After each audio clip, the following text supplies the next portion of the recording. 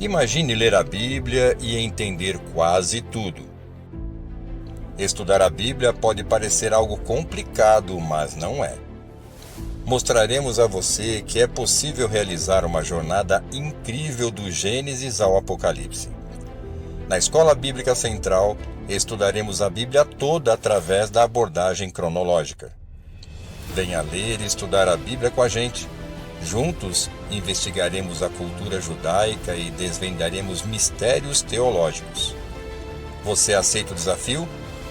Então se prepare para essa aventura espetacular que acontecerá aqui em nossa igreja. A EBC vive um ano de transformação e você faz parte disso. Estude a Bíblia e tenha a mente de Cristo. Graça e paz, muito bom dia. Bem-vindos, irmãos da Igreja Batista Central de Santo André. Bem-vindo você que nos acompanha pelas redes sociais. Nós vamos começar aqui mais um podcast tratando ainda sobre profetas, sobre profecias.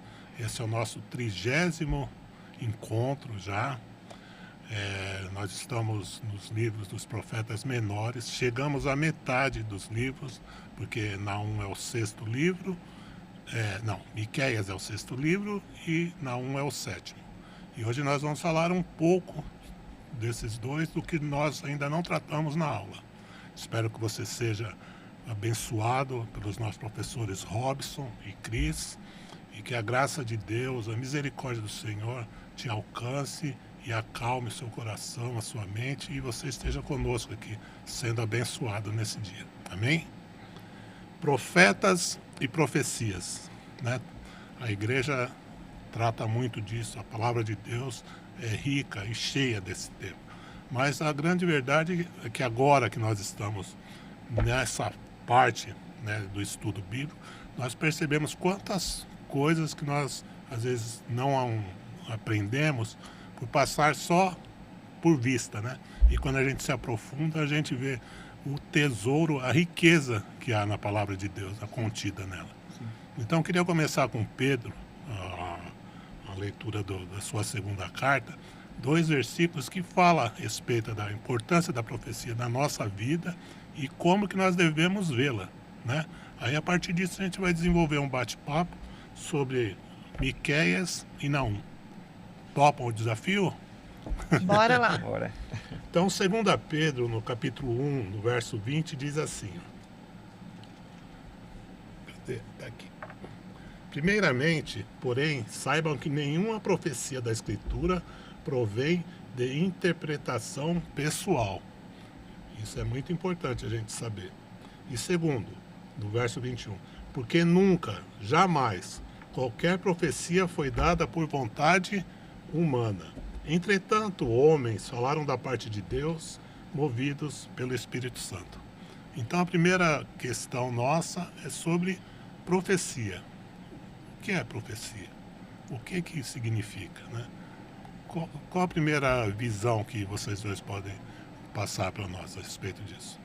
Eu vejo profecia como um aviso e um alerta de Deus, em primeiro lugar, né? Tanto individualmente quanto coletivamente, né? E nesse caso aqui a gente está vendo um alerta para uma nação. Então Deus falando ao povo de Israel ou então ao povo que está prejudicando Israel.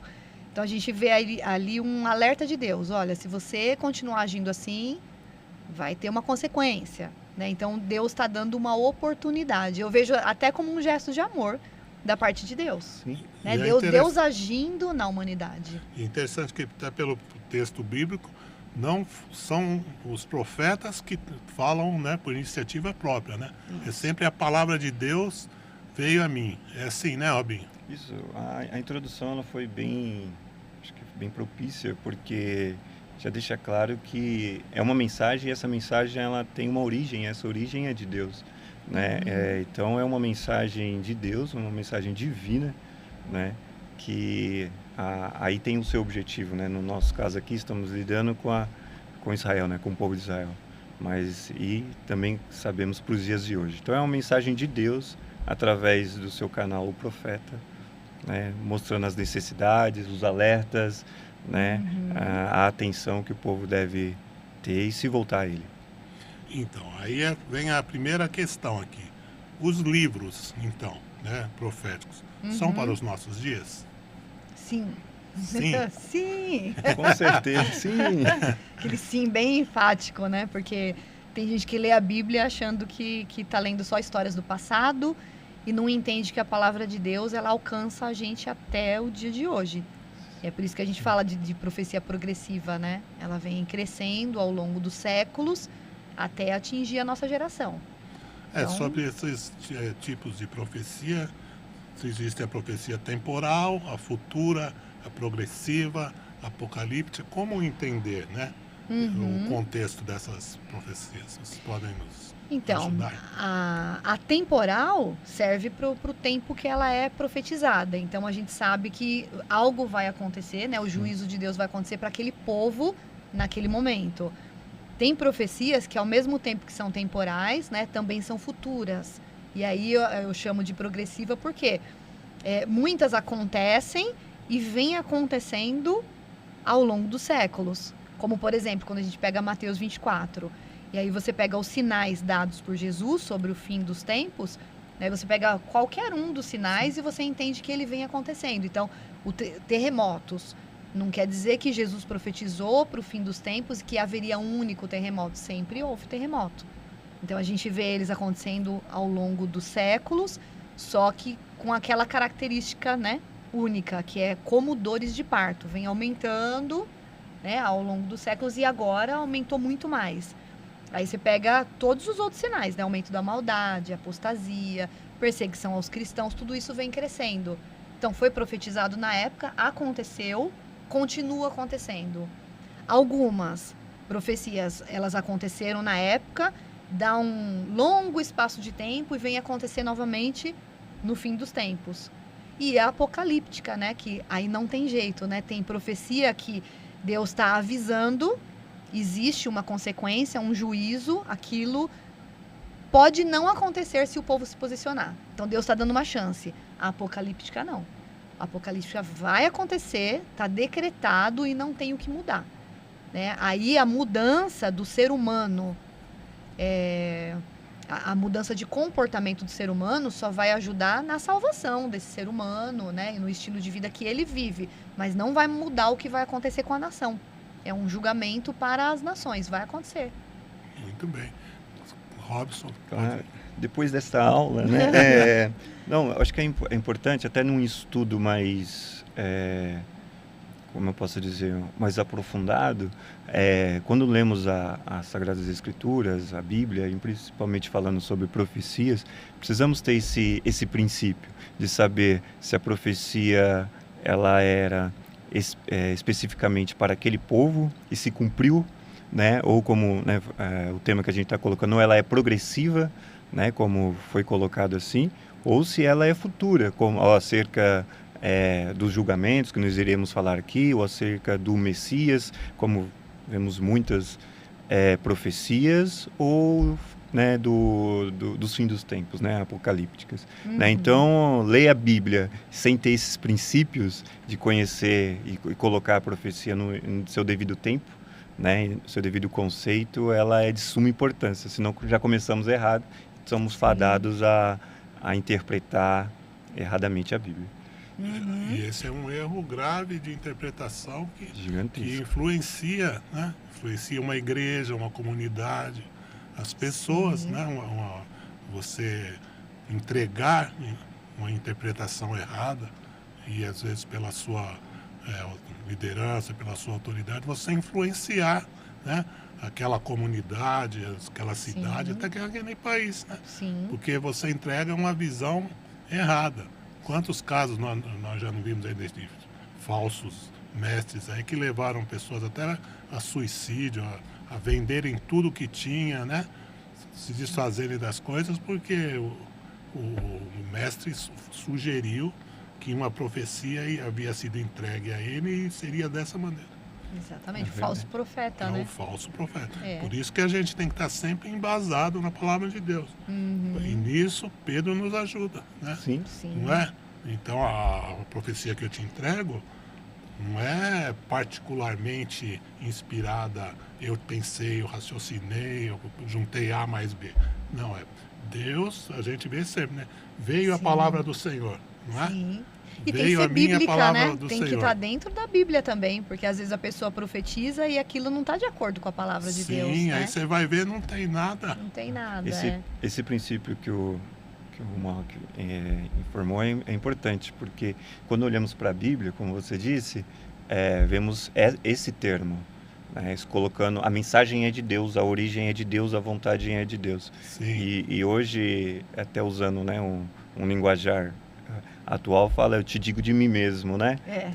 Então você vê que a profecia ela é perigosa porque ela passa pelo ser humano, né? E o ser humano é falho, Sim. né? Mas a mensagem é verdadeira, ela é correta. Então assim, aí quando se perde esse princípio que a mensagem é de Deus, aí o erro tá à porta, né? Tá à porta, Tá à porta. fatal. Muito bem.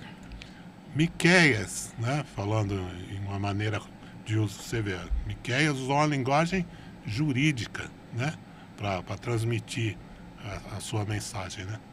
Mas ele usou aquilo que Deus entregou, porque o livro de Miqueias, a palavra de Deus é diga ao povo. Então, entregue isso que eu vou te falar, né? E Deus estava descendo para um julgamento, né, contra Judá e Samaria. Agora chegou a hora da gente acertar algumas coisas que vocês extravasaram aí Chegou, né? na injustiça, na apostasia, no sincretismo. Agora vamos pôr as coisas no lugar. Então, é como se fosse um julgamento, né? Por isso que ele usa essa linguagem jurídica. Isso pode ser aplicado nos dias de hoje, quando falamos sobre o julgamento do Senhor, julgamento das nações. Sim, eu Pode ser acredito aplicado? Totalmente. Haverá um julgamento para as nações, haverá um julgamento individual também para cada um de nós, né? Como povo, haverá o julgamento para nós como igreja. Então eu acredito que é dentro dessa linguagem jurídica, né? Haverá um julgamento, né? E haverá uma sentença contra tudo que vocês estão fazendo, tudo que é contra a vontade de Deus. Então a gente está vivendo numa sociedade anti-Deus. Essa é a cultura que a gente vê.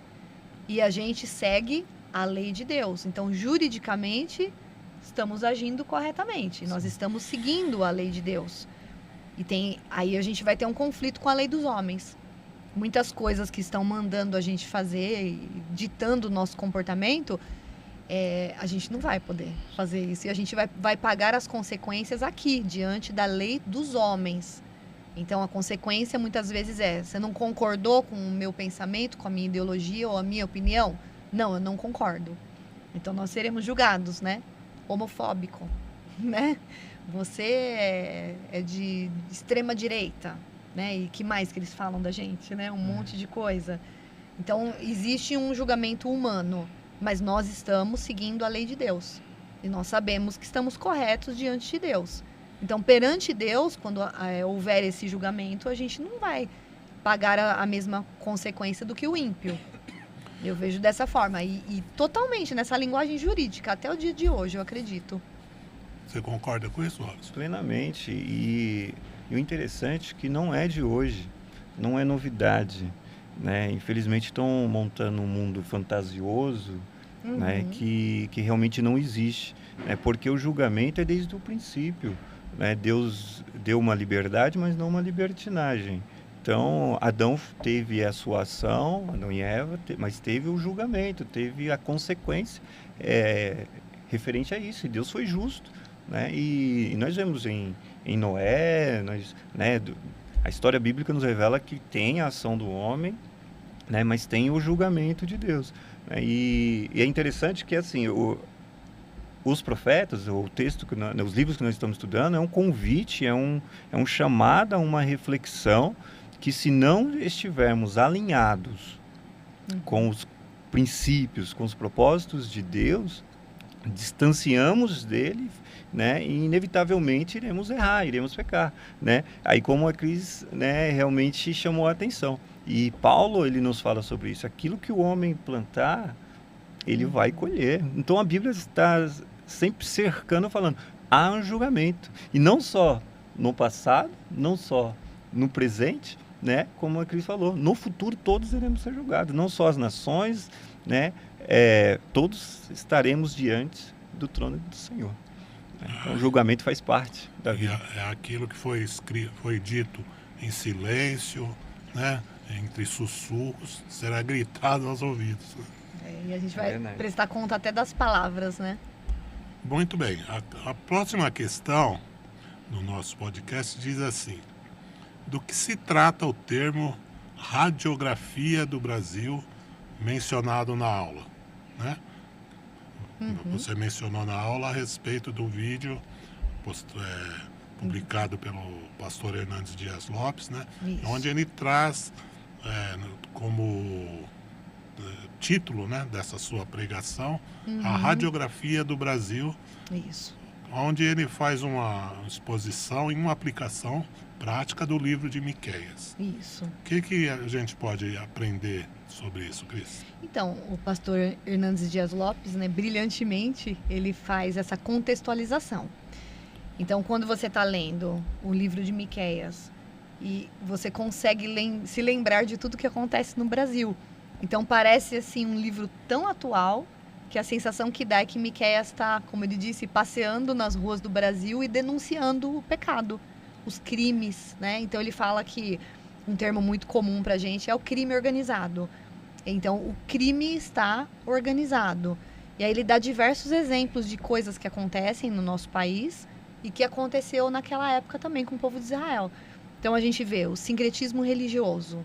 Infelizmente, isso está acontecendo nas igrejas. Então, é mais fácil você misturar outras religiões ao cristianismo para você poder amparar o seu pecado. Então, eu posso conviver com esse pecado dentro da igreja, tá tudo bem, porque eu estou trazendo, né, porções de outra religião aqui para dentro para poder fazer descansar o meu pecado. Então, esse sincretismo religioso é um dos pontos. A questão da corrupção, que a gente fala tanto, né? A gente denuncia bastante a corrupção vinda do governo, mas às vezes a gente não vê a nossa própria corrupção. Sim. E a gente acaba sendo conivente com muitas coisas erradas que acontecem. Ele dá um exemplo muito legal, né? Também, o texto de Miqueias fala sobre as balanças adulteradas. E hoje em dia isso existe e a gente até se acostumou com isso. Então, a gente está lá comprando 1 quilo, que na verdade a balança já foi adulterada para ser 900 gramas. Deixa eu só abrir um parênteses, né? Eu vendo o vídeo, sabe o que me veio na cabeça? O chocolate, né? Que eu compro. Você viu que diminuiu tudo o tamanho das barras de chocolate? Hoje tudo diminui e o preço sobe. E e o preço... Né? Para quem lava roupa também, você vai ver o sabão em pó, não é 1 quilo. Começou com 900, agora, se eu não me engano, já está até com 700. Você tem que ficar fazendo cálculo para saber quanto que sai o quilo de verdade do sabão, porque isso foi adulterado. E o preço não acompanha, né? Exatamente, e o preço sobe, na verdade. É algo que a gente, né, baseado nessas evidências, a gente poderia dizer que algo já está até institucionalizado, alterar o peso da balança. Né? Aí você vê assim, profissionais, né, do marketing, da propaganda, trabalhando para enganar o consumidor. Para que ele não perceba que está ficando tão caro, que a inflação está subindo. Então, a gente vê esse tipo de corrupção, a gente vê que está tudo adulterado. Ele fala do café, é muito interessante, porque você pensa que está comprando o pó do café, mas na verdade tem milho triturado, tem palha, tem um monte de coisa. E as pessoas que fazem isso, elas sabem que elas estão fazendo isso. E a gente está comprando meio que sabendo também, né? Então, assim, muitas vezes a gente deixa de denunciar o pecado, a gente deixa de se levantar e mostrar, isso aqui está errado. A gente acaba se acostumando. É o que a gente está vivendo. É uma cultura totalmente distorcida, não tem nada a ver com a cultura de Deus. E aí Miqueias, ele está denunciando e está inspirando a gente a denunciar também. Mas Sim. a gente acaba se acostumando e muitas vezes, muitas pessoas acabam também agindo assim, né? Então, faz parte da cultura. O jeitinho brasileiro de ser, né? A gente até ouve Aqui isso. era o jeitinho judeu. Não é? Tinha o jeitinho judeu, Aquele tem o brasileiro, tem o americano, né? É isso mesmo, Robson. É isso, e como, né, aquilo que nós vemos vendo aqui, que apesar de milênios, né, vamos colocar assim, de séculos e séculos, você vê que o erro vem se repetindo, a prática vem se repetindo, e o que eu gosto de chamar a atenção aqui, que é algo que se a luz não está fazendo a sua função, as trevas crescem. Verdade. Se não estamos sendo igreja ou profetas, como profetas Miqueias e Amós, de escancarar o erro, né, de modo independente, né, porque a única coisa que liberta, diz a palavra, é a verdade. Conhecereis a verdade, e ela vai libertar, né? Então, essas profecias elas eram verdadeiras, porque a sua origem era verdadeira, né? E hoje a nossa posição diante disso tem que se posicionar com a verdade, independente se seja em qual grau, né? Somos chamados a se posicionar sempre com a verdade, né? Mas não é fácil, né? Não. E quem disse, né? Jesus disse, né? A palavra de Deus fala, não é fácil. Não é fácil ser verdadeiro, não é fácil ser fiel, não é fácil persistir, perseverar. Mas o que nos consola é que Ele nos presenteou aí com o Espírito Santo, né? Que nos capacita, nos dá clareza, entendimento, nos convence quando estamos tomando alguma atitude que não convém, né? E esses livros aí vêm como um alerta, né? Um chacoalhão na igreja, Sim. no seu povo, em nós, né? Para um despertamento, né? Espiritual, social, moral, Sim. né? Que Deus nos ajude. Amém. Amém. O pastor ele faz uma citação que eu acho bem legal, né? Ele fala sobre a reserva moral. Então, assim, deveria haver moral a partir dos líderes, da liderança do país. Exemplo, né? Então, deveria começar no governo. Governo corrompido. Miqueias falando do tempo dele. Sim. Não estou falando do nosso tempo aqui. Não Agora tem, não né? acontece. Não tem, né? isso, Agora Nós não estamos tem. falando de outro Daquela época, 2.500 anos atrás, né? Aí, a responsabilidade, ela recai para a igreja. A reserva moral tem que estar na igreja. E se a gente vê a situação da igreja no Brasil, vamos falar só do nosso país agora, porque é a radiografia do Brasil, né? Sim. E assim, como é que está a situação da igreja no Brasil? A gente sabe que tem igrejas sendo fiéis, né? A questão da escola bíblica, que eu acho que é uma coisa muito importante da Sim. gente mencionar. Nem toda igreja mais tem escola bíblica. E a gente tem que agradecer ao nosso pastor, né? A Milton, a pastora Márcia e toda a liderança que fortalece isso na igreja. É muito importante, porque o povo precisa conhecer a palavra de Deus. São pilares que não devem Exatamente. ser retirados da palavra. Mas se a gente pensar no contexto geral da igreja no Brasil, então a igreja também está corrompida, como na época de Miqueias. A denúncia dele foi essa. Ele não estava só apontando para os líderes do governo, né? Sim. Os reis da Sim. época. Ele estava apontando também para os sacerdotes. Corrompido também. E agora? Para onde a gente vai correr? E aí tem uma reserva moral na família. E aí, infelizmente, ele também diz que a família também estava corrompida. E aí, se a gente for trazer isso para os dias de hoje, como é que estamos? Governo, né? Depois a gente fala de igreja e depois a gente fala de família. A família está sendo atacada. Verdade. Então, é difícil a família se posicionar na situação que a gente vive, porque as leis estão contra a família.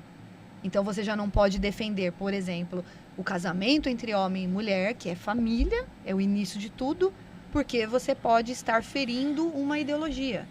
Você já não pode defender que os pais são totalmente responsáveis pelos filhos, porque o governo quer ser responsável através das escolas ideológicas. Então, olha que situação difícil. E se a gente parar para pensar, não está nada diferente da época de Miqueias.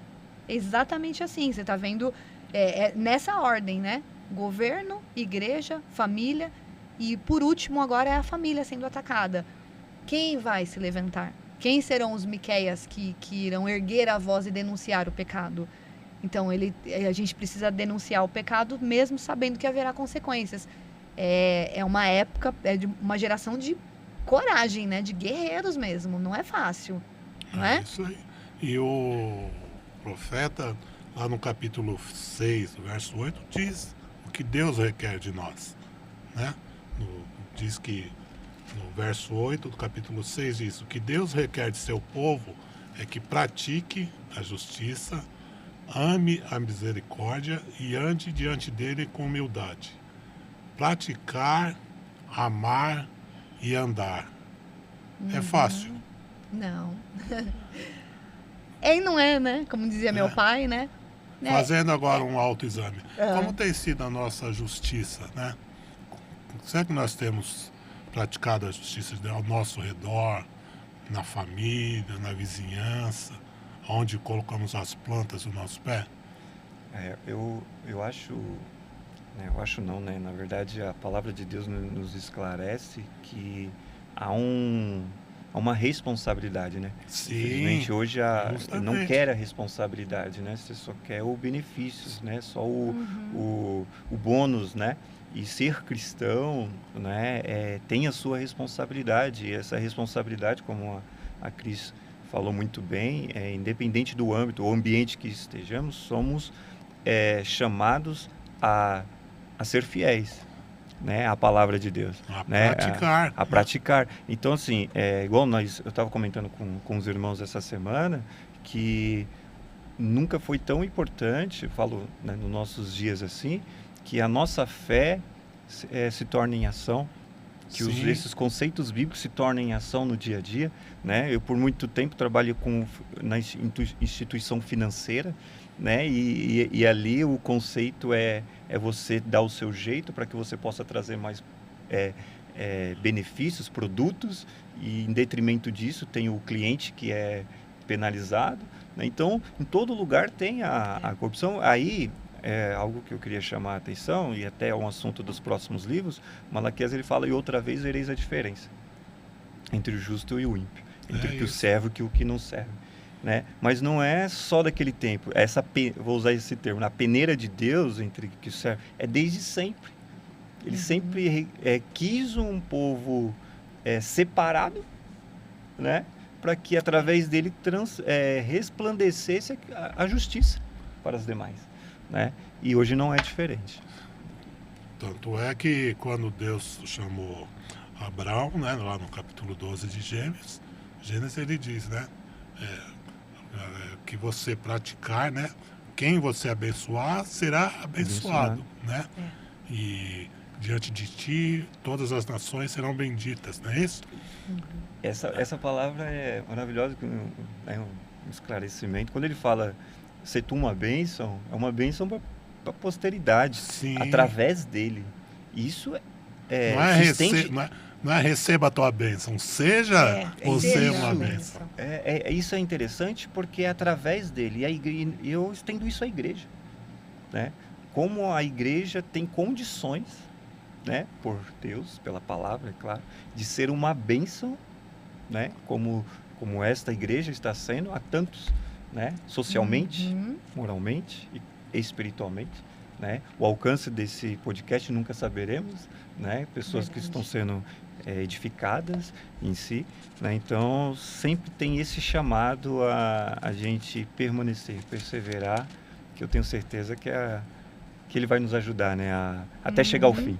E olha só como é interessante essa questão lá da bênção abraâmica, né? Que chegou até nós. Nós vamos falar agora do profeta Naum, não é isso? Então, quando Deus... Eu coloquei aqui o versículo para não falar errado.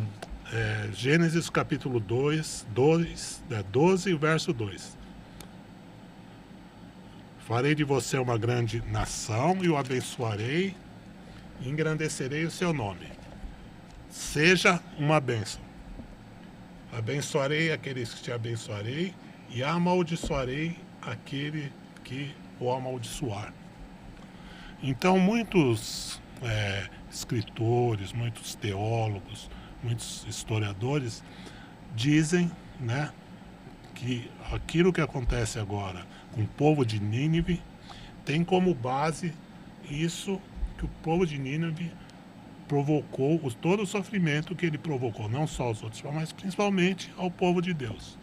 Então, uma prova de que Deus amaldiçoa aqueles que não abençoam o seu povo. Né? Uhum. Então nós vamos falar agora um pouco mais sobre o profeta Naum. Certo. Né? Uhum. Naum, se eu fosse Jonas, quando eu encontrasse com ele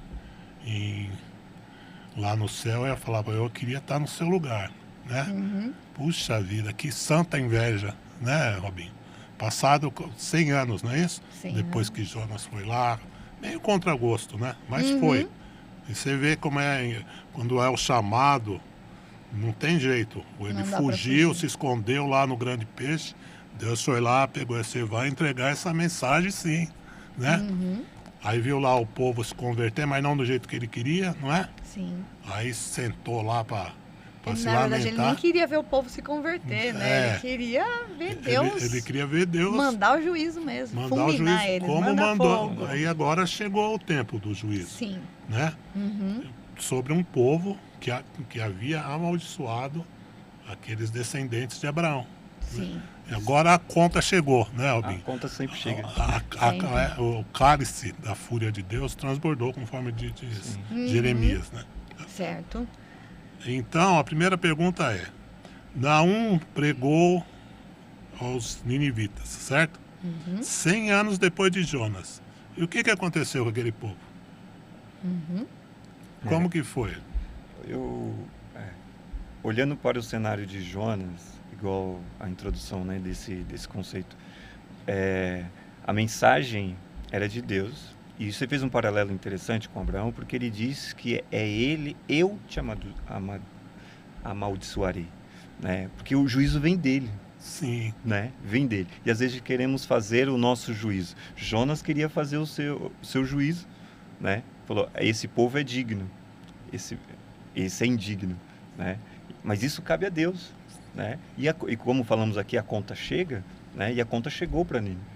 Então, quando nós olhamos esse cenário, um povo que veio ao arrependimento, eu acho que o segredo é aí. Quando há arrependimento, não tem capa, não tem título, não tem país, não tem nação. Aquele que se arrepender, né, dos seus erros, dos seus pecados, se voltar a Deus, né, aí temos, né, o aval de Deus, os benefícios de Deus, o livramento de Deus, né, mas sabendo que também iremos colher, né, os frutos de tudo aquilo que semeamos, né? Então, quando olhamos esse cenário aqui, vemos um povo que talvez em 100 anos se achegou a Deus, mas a continuidade, né? Nós olhamos o cenário já aqui em Naum, vemos que não houve. Aí eu acho que fica um alerta até para a gente, como é a continuidade, né? Falamos aqui nos bastidores, eu sou neto de pastor, de crente, eu sou filho de pastor, de crente, eu sou irmão de pastor, de crente, mas se o Robson não se posicionar diariamente... Se o Robson não fizer aquilo que nós acabamos de ler em Miqueias 6:8, não praticar, não amar e não andar, né? Não praticar a justiça, não amar a misericórdia, não é? Como é que fica? Como é que fica? A gente vê aí uma situação de uma geração que foi alertada através do profeta e se arrependeu. Sim. E aí, se a gente está falando em 100 anos depois, a gente já pensa na próxima geração. Sim. E aí, o que será que aconteceu que a próxima geração não seguiu o mesmo exemplo dos arrependidos? E isso realmente serve para nós mesmo, porque se a gente ouve a palavra de Deus e não passa isso para os nossos filhos, para os filhos passarem para os netos, vai parar na gente a bênção. Então, a gente vai realmente... ser perdoado porque a gente se arrependeu, mas os filhos não vão continuar porque a gente não está ensinando isso para eles. A sensação que dá é essa, de que os pais não passaram a bênção para os filhos no sentido de explicar como que deveria ser o procedimento. O que a gente está falando aqui dos assírios, quem era esse povo? Se a gente parar para pensar, quando a gente lê na história mesmo, né, o que eles faziam, qual que era a prática deles? Não era só um grupo ali de guerreiros, de soldados, de militantes que atacavam para matar com a espada. Não, eles torturavam, eles arrancavam o olho, eles degolavam pessoas, eles cortavam partes do corpo, dos corpos das pessoas. Se a gente parar para pensar, a gente vê isso nos dias de hoje acontecendo. A perversidade, né? Exatamente. Então tinha os requintes de maldade na hora. Não era só simplesmente matar, tinha que judiar daquela pessoa. E foi exatamente isso que esse povo estava, né, praticando, fazendo contra a nação de Israel. E aí Deus mandou o profeta, né, falar sobre o arrependimento. E eles se arrependeram. E às vezes a gente quer julgar, né? Quando Deus quer perdoar uma pessoa, a gente não olha para a pessoa, a gente olha para o pecado da pessoa. O quê? Esse cara que fez isso, isso e isso? Isso é digno, A gente não isso tem é um olhar de eternidade, o olhar de Jesus, o olhar de... essa pessoa foi criada por Deus, ela tem um plano de Deus na vida dela, e no momento eu estou olhando para o pecado que ela está cometendo. Eu estou vendo esse momento da pessoa, mas ela não é isso. É isso mesmo. Mas é difícil, porque quando você olha hoje para um terrorista e tudo que eles estão fazendo, você olha e fala, tá, Deus quer perdoar esse povo e eu tenho que orar para esse povo. Então, aí é difícil. que a gente acha que está no controle, né? Tanto Deus fala para o Jonas, né? No final do livro, se eu quiser ter misericórdia desse povo, né? Eu tenho. Mas Deus tem o tempo dele. E Deus não perde o controle. A gente vê isso claramente nesse livro, né? Então, quer dizer que o Jonas foi lá, o pessoal se converteu e ficou tudo por isso. Não, continuaram no pecado. Então, aí Deus, mostrando que é o Senhor da história, né? Que é o autor do tempo, que tudo está sob o seu controle, no momento dele, no momento correto, que, segundo o seu conselho, foi lá e... O que aconteceu com essa nação tão poderosa, né? A gente lê que uma grande chuva que derrubou lá uma muralha, lá um muro de quilômetros de extensão, com alto, largo, intransponível, uma enxurrada abriu um buraco nesse muro. Por esse buraco entraram os adversários. E arrasaram a cidade de uma tal maneira que ela ficou escondida até os anos 1840, 1850. Já pensou? Deus varreu na face da terra, né? E se repete. Nós vemos no tempo de Noé, e Jesus alertou, né, no seu tempo, né, assim como foi nos dias de Noé. Nós vemos sobre Sodoma e Gomorra, né? Nós temos diversos exemplos bíblicos, né, acerca disso. E eu vou mais além, né, nos dias de hoje. Nós vemos não somente nações, mas cidades, povos que estão tão afastados de Deus, né, dos princípios bíblicos, que infelizmente sofrem, padecem, né, por conta disso. Né? Então, nós como servos, como discípulos, né, devemos pregar ou demonstrar esse amor, porque é fácil amar o amigo, né? Pregar. Eu lembro quando eu mudei para esta igreja, eu tive uma grande lição, porque eu fui fazer a capelania prisional. Aquilo ali foi um choque de realidade gigantesco. Aprendendo com o pastor, porque quem é que está aprisionado? Quem é que está lá na cadeia? Né? É o neto do pastor. Também, né? Mas eu digo assim, é aquele que fez isso, que a capelania que era feita é feita na Adriano Marrei, né? Que é segurança máxima, ou seja, só tem, né, gente boa, né? Vamos dizer assim. Aí qual que era a minha visão? Né? Inconscientemente. Periculosidade. Lá em cima. É fácil pregar ali no dia a dia para aqueles que você acha que é digno, que isso aqui é gente boa, isso aqui só falta Jesus. Né? É tão bom, né? Mas Jesus já nos deu o exemplo dele com o ladrão da cruz, porque todos achavam que os três lá eram indignos, inclusive Jesus. Jesus ali, através do arrependimento o reconhecimento de que ele era o Filho de Deus, né? Ele falou, hoje estarás comigo no paraíso.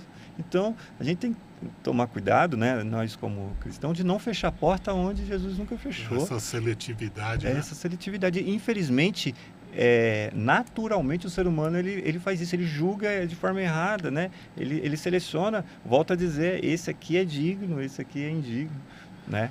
É triste, é uma realidade, mas se não prestarmos atenção, caímos nessa cegueira, Uhum. né? E infelizmente aqui, né, o próprio profeta, né, ele foi, né, caiu nesse erro, mas graças ao bom Deus, né, ali ele se arrependeu disso também e pregou a palavra.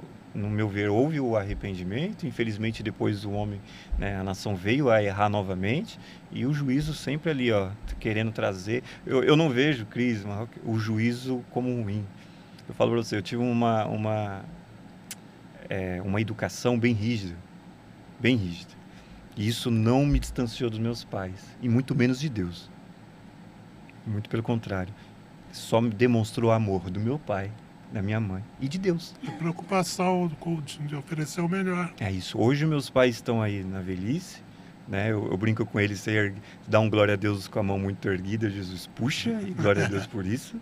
Mas ele deixou um legado. Deixou filhos e netos todos aí, moralmente, espiritualmente, como família, dando exemplos. Então, é uma grande lição, né? Que nós olhamos para esses dias e vemos a oportunidade hoje de fazer diferente, né? Onde eles erraram, e acertar onde os profetas acertaram. E o grande desafio nosso é como, então, né, fechando aqui, o que fazer, então? Se saíssemos aqui agora na industrial aqui, desse cara com um grupo de extremistas radicais, como que deveria ser o nosso comportamento? O que será? O que nós podemos esperar dessas pessoas, Cris? Eu sei que você, no seu jornalismo investigativo, você trabalha bastante com esse tema, né? O que você pode dizer para nós a respeito desses grupos armados, revolucionários, extremistas ao extremo? O que se passa? Então, a gente pode pegar esse exemplo desse povo assírio, né, e aplicar para os dias de hoje, né, e mencionando os nomes, né, dos grupos terroristas, o Hamas, por exemplo, que atacou Israel, né, já há mais de um ano e continuam em guerra, e a gente sabe exatamente como eles procederam. Sim. E lembra bastante esse povo da Síria, porque a gente precisa falar a verdade, né, e isso saiu na mídia, todo mundo viu, né? Claro que não tanto quanto na internet, né? Mas a gente viu que a forma de atacar foi assim, exatamente igual os assírios. Ninguém nem consegue imaginar o que eles estão fazendo ainda com aqueles que ainda estão lá presos ainda, né? Então, assim, foi estupro de mulheres, tanto vivas quanto mortas, depois que mataram elas, estupro de cadáver. Essa questão de mutilar, né, de arrancar partes do corpo, de cortar pescoço, enfim, de rasgar a barriga de mulher grávida, arrancar o bebê de lá de dentro. Essas coisas são bem parecidas com a prática dos assírios. Na verdade, a gente está vivendo a mesma coisa, nada mudou. É o que a gente está vendo. E o que aconteceu aí no tempo de Naum? Né? Jonas foi lá, pregou. Vamos pensar agora em Jonas e em Naum, nos dois tempos. Jonas foi lá e pregou para esse povo. Então, vamos pensar nos dias de hoje. Deus tem misericórdia desses grupos terroristas, né? Então, tanto de Hamas, Hezbollah, tem o Al-Qaeda, Boko Haram, cada país tem um grupo agindo, o Talibã, no Afeganistão. E aí Deus entra com a misericórdia e fala para qualquer um de nós, imagine, vai lá e prega para esse povo aqui.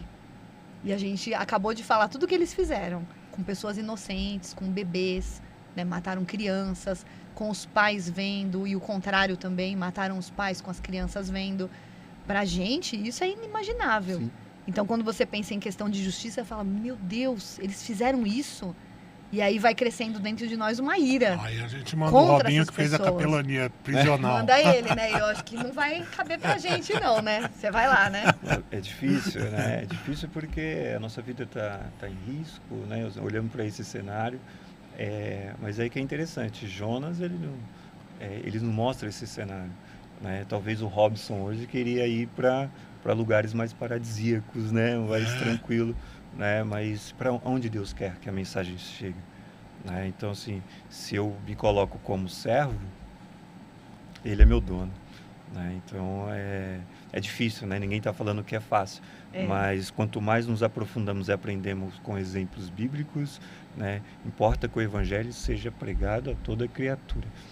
Então vamos colocar o Robson na situação agora. Por isso que nós Robson temos vai que... mandado a ir para lá. Por isso que a agora, gente tem que orar muito para esses missionários que Sim. servem, né? E ainda tem Sim. os corajosos lá, Tem sim. né? Tem. Pregando a palavra de Deus, chamando não só a atenção desses extremistas, mas como também dos israelitas, né?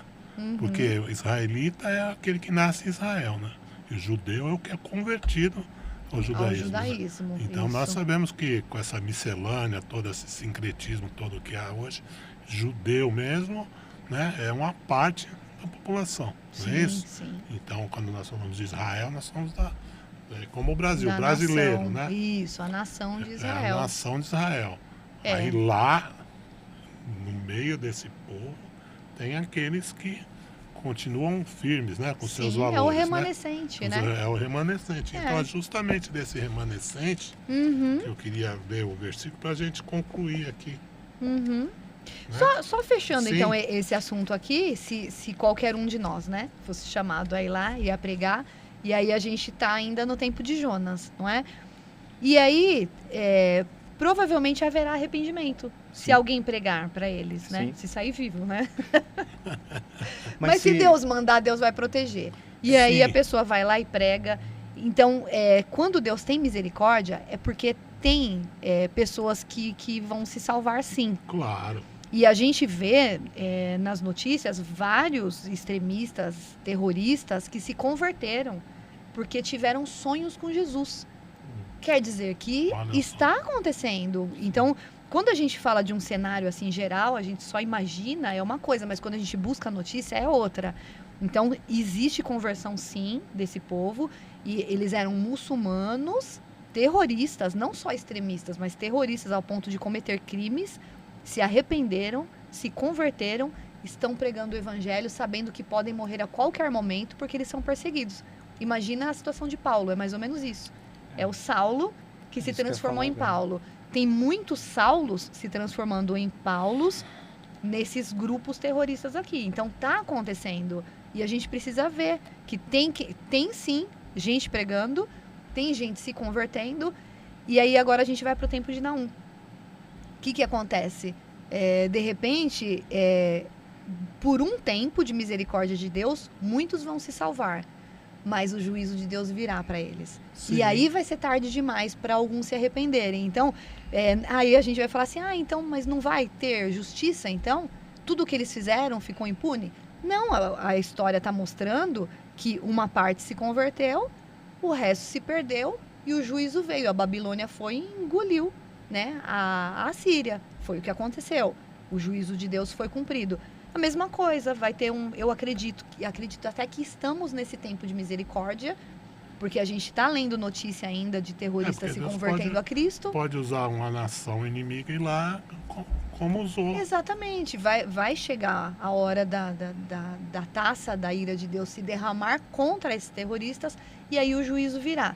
Mas até que isso não aconteça, está acontecendo exatamente o que aconteceu no tempo de Jonas. Tem gente pregando, tem terroristas se convertendo. E é um verdadeiro milagre. E quem somos nós para julgar? Pois é. Não é? Quando a gente acha que é caso perdido, a gente já começa errado, né? Exatamente. Há sempre esperança, né? A gente não pode julgar. Mas acho que Né? você falou correto. Nós achamos o caso perdido. Né? Estamos aí a portas de estudar os evangelhos e Jesus nele fala, eu vim para os pecadores. É que a gente se coloca, aquele é mais injusto, aquele precisa, né, de uma correção maior, né? Não, ou o pecado, como eu cantava quando criança, um pecado, pecadinho, um pecadão, né? Todos somos pecadores, né? E é por isso que a justiça vem de Deus, porque aí ele vai... O pecado não tem tamanho. Não tem tamanho. Mas a consequência tem. A consequência vai ser pior. E se não então, houver assim, a consequência pro fofoqueiro, por exemplo, né? A gente tem pro mentiroso, Sim. pro ladrão. A consequência vai ser de uma forma. Sim. Mas a consequência pro terrorista, pro estuprador, pro assassino, a consequência vai ser maior. O pecado, para Deus, não tem tamanho, é o mesmo. Pecou, transgrediu a lei de Deus. Mas a consequência, ela é pesada. Pesada.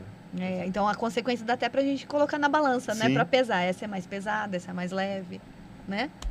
Amém. Então a gente encerra aqui. Eu gostaria de terminar lendo, né, a palavra de Deus no livro de Miqueias, o capítulo 7, do 18 ao 20, tá bom? Eu vou ler o 18, você lê o 19, Cris, e o Robson fecha com o 20, tá bom? Quem é semelhante a ti, ó Deus, que perdoas a iniquidade e te esqueces da transgressão, do remanescente da sua herança? O Senhor não retém a sua ira para sempre, porque Ele tem prazer na misericórdia. No 19, Cris. Tornará a apiedar-se de nós, sujeitará as nossas iniquidades, e tu lançarás todos os seus pecados nas profundezas do mar. Darás a Jacó a fidelidade e a Abraão a benignidade que juraste aos nossos pais desde os dias antigos. Amém. Aqui está a explicação de Gênesis 12, a promessa abraâmica, né? Que você tenha sido abençoado nesse encontro, que a palavra de Deus continue firme em sua vida, em sua mente, em seu coração e em suas práticas. Palavras finais da Cris e do Robson para a gente encerrar. Amém. Eu agradeço por mais essa oportunidade, né? De estar aqui aprendendo, né? Porque a gente está estudando e está aprendendo, né? É uma grande oportunidade que a gente possa praticar a palavra de Deus e continuar nessa nossa jornada épica da Bíblia, né? Que a gente está caminhando já para o fim do Antigo Testamento. Não vejo a hora de chegar no Novo Testamento, que eu acho que vai ser muito bom. É verdade. Que a gente vai aprender cada vez mais e que todos nós, né? Que a gente possa continuar lendo a Bíblia, entendendo e praticando, e que cada um que está participando dessa jornada épica da Bíblia também continue lendo, continue refletindo e meditando na palavra todo dia, porque a gente vai aprender muito ainda. É Amém. isso aí. Eu acho que fica o convite, né? Estamos todos na escola, né? E de Deus. E aqui na escola bíblica, eu sempre falo que eu sou o maior aluno, né? Porque nós que estamos ali na frente, se aprofundando, se preocupando em passar essa mensagem, como passar essa mensagem, nós aprendemos mais do que ensinamos, né? É verdade. Então, fica o convite para que essas aulas, essa aula épica que nós estamos falando, realmente a gente possa sair melhores. Porque eu tenho Amém. certeza que já estamos melhores, né? E eu tenho certeza que aí, como a Cris já fez o convite, né, tem muita coisa boa para vir. Né? E que o Amém. Espírito Santo nos ajude aí a permanecer, Amém. né, firmes aí no propósito. Amém. Amém. Glória a Deus.